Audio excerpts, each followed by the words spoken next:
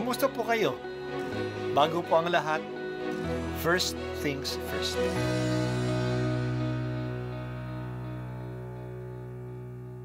Good morning po. Sinisimulan po natin ngayon ang first things first.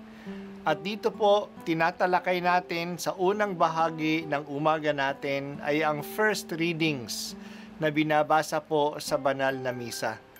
Ito pong tinatalakay natin kasi madalas po kasi marami na tayong alam tungkol sa gospel readings. Pero konti po ang nagsasalita sa first readings. Pero ang first readings, bahagi din po yan ng Biblia, ng banal na kasulatan. Kaya susubaybayan po natin ang mga first readings, basahin po natin at kuminsan kailangan ng basahin ng 2 o 3 beses bago maintindihan kasi hindi po tayo familiar sa mga istorya at sa mga kaisipan na tinatalakay dito. Noong mga araw na iyon, dinaluhong sina Pablo at Silas ng mga tao at matapos pahubaran ng mga pinuno, sila'y paulit-ulit na ipinahagupit, saka ipinabilanggo at pinabantayang mabuti. Ipinasok sila ng bantay sa kaloob-looban ng bilangguan at ipinangaw ang mga paa. Nang maghahating gabi na, sina Pablo at Silas ay nananalangin at umaawit ng mga imno at nakikinig naman ng ibang mga bilanggo. Di kaginsa-ginsay lumindol ng napakalakas, anupat niyanig pati ang mga pundasyon ng bilangguan. Pagdakay nabuksan ang mga pinto at nakalag ang mga tanikala ng mga bilanggo. Napabalikwas ang bantay bilangguan at nang makitang bukas ang mga pinto, hinugot ang kanyang tabak at tangkang magpakamatay. Sa akalang nakatakas ang mga bilanggo, ngunit sumigaw si Pablo, "Huwag mong saktan ang iyong sarili, narito kaming lahat." Humingi ng ilaw ang bantay, patakbong pumasok at nanginginig na nagpatira pa sa harapan nila Pablo at Silas. Inilabas niya ang mga ito at sinabi, "Mga Ginoo, ano po ang dapat kong gawin upang ako'y maligtas?" Sumagot sila, "Sumampalataya ka sa Panginoong Hesus at maliligtas ka, ikaw at ang iyong sambahayan." At ang salita ng Panginoon ay ipinahayag nila sa kanya at sa lahat ng nasa kanyang bahay. Nang gabi ring iyon, hinugasan ng bantay ang kanilang mga sugat at nagpabinyag sila, pati ang buo niyang sambahayan. Pagkatapos, sila'y isinama niya sa kanyang tahanan at hinainan ng pagkain. Galak na galak siya at ang kanyang buong sambahayan sapagkat sila'y natutong sumampalataya sa Diyos. Ang salita ng Diyos. Salamat sa Diyos. Dalawang katangian na makikita natin sa pagmimisyon ni Bernabe at ni Pablo. Una, hindi sila tumitigil sa kanilang gawain kahit na may mga oposisyon. Pangalawa, ino-organize nila ang mga mananampalataya sa mga lugar na dinadaanan nila. Ang mga nag-uupos kay Bernabe at kay Pablo ay mga Hudyo na hindi naniniwala sa kanila at naiinggit pa nga sa kanila. Hindi sila naniniwala sa kanilang message na si Jesus ay ang ipinangakong Kristo. Pinatunayan na ito ng mga alagad sa kanilang pagpapahayag ng kaniyang muling pagkabuhay. Naiinggit sila dahil marami mga tao ang naniwala sa pahayag nila. Kadalasan, ang karamihan sa mga naniniwala ay ang mga tinatawag na God-fearers. Ito ay mga Griego na hindi mga Hudyo pero sumasama sa pagsamba sa mga sinagoga.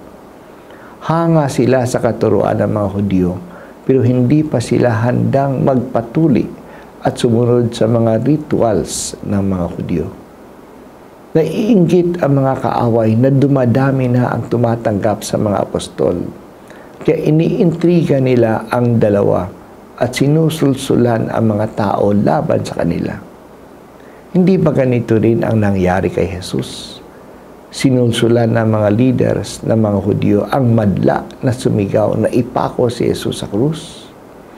Kaya ngayon, sinulsulan ng mga kaaway na galing sa Antioquia, ng Pisidia at ng Iconio ang mga tao sa Listra at kinaladkad nila si Pablo at binato sa labas ng lungsod. Akala nila patay na si Pablo, kaya iniwan na siya.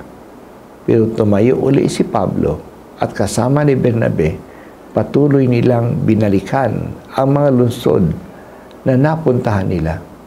Ang Derbe, ang Listra, ang Iconio at ang Antioquia.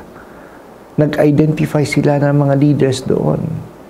Itinalaga ang mga ito na pamunuan ang mga bagong communities na naitayo at pinilakas ang loob ng lahat ng mananampalataya.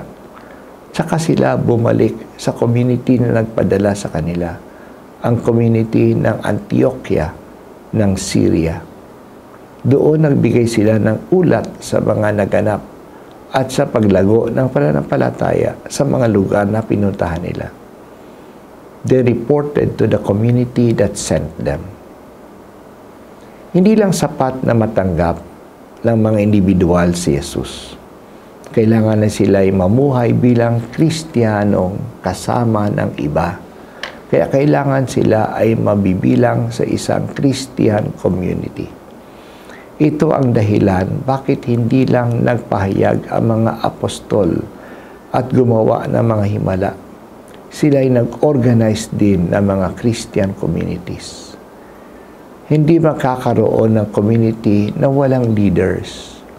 Kaya sa bawat pinupunta ng mga apostol, sila ay nagtatalaga ng mga leaders na magpapastol sa mga bagong communities.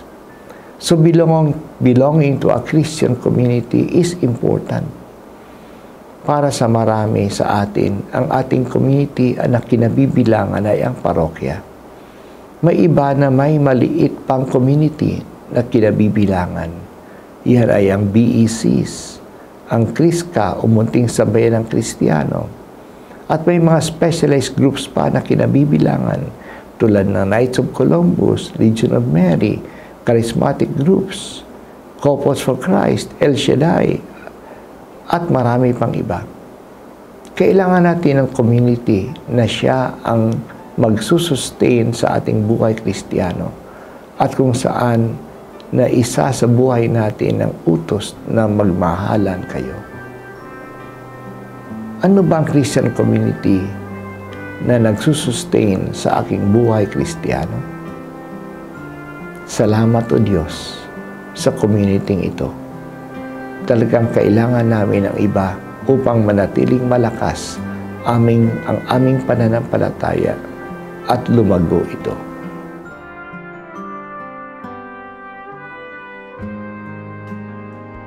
At ako po ay si Bishop Broderick Pabilio dito sa First Things First.